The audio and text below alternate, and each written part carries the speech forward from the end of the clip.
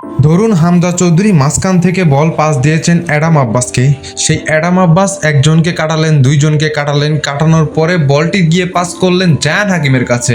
তখন জায়ান হাকিম ডি বক্সের ভেতরে একটু রণকৌশল করতে করতে বলটা যখন কিক করলেন, তখন বলটি বার পোস্টে লেগে বলটি ফেরত আসলেন। ফেরত আসার পরে সেই বলটি পেলেন কে? আমাদের সবার প্রিয় ট্রেভর ইসলাম। তখন ট্রেভর ইসলাম একটা দুর্দান্ত কিক করে বাংলাদেশকে 1-0 গোলে এগিয়ে নিয়ে গেলেন। এইটা আপনাদের কাছে শুধুই কল্পনা হতে পারে, আমার কাছেও কল্পনা। হ্যাঁ, কোচ থমাস ডুলির আন্ডারে এমন কিছুই হতে যাচ্ছে বাংলাদেশ ফুটবলে।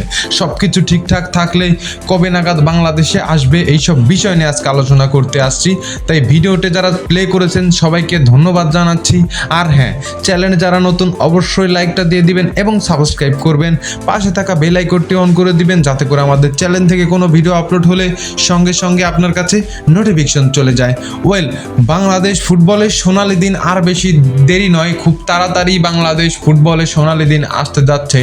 বাংলাদেশের মানুষ এক দারুণ ফুটবল উপভোগ করতে যাচ্ছে আর কিছুদিনের ভিতরই।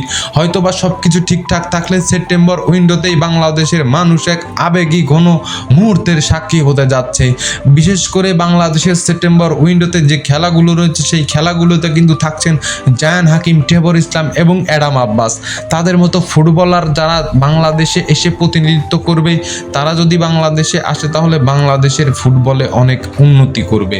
এবং আমি এটাও জানি ট্রেভর ইসলামের এবং জায়ান হাকিম, অ্যাডাম আব্বাসকে কোচ থমাস ডুলি কাছ থেকে ফেলে তাদের যে ট্যাকটিক্স, তাদের যে খেলার স্পৃহীনতা আছে সেগুলো কিন্তু কোচ থমাস ডুলি ভালোই কাজে লাগাবেন। তার ট্যাকটিক্সগুলো কিন্তু খুব দারুণ করে কাজে লাগাতে পারবেন এই অ্যাডাম আব্বাস, জায়ান হাকিম এবং ট্রেভর ইসলাম। তো এখন দেখার বিষয় কোচ থমাস ডুলি এদের মতো ফুটবলারদেরকে নিয়ে কেমন টিম গঠন করে এবং বাংলাদেশকে একটা ভালো পর্যায়ে নিয়ে যেতে পারে নাকি। তো ধন্যবাদ সবাইকে, ভালো থাকবেন সবাই।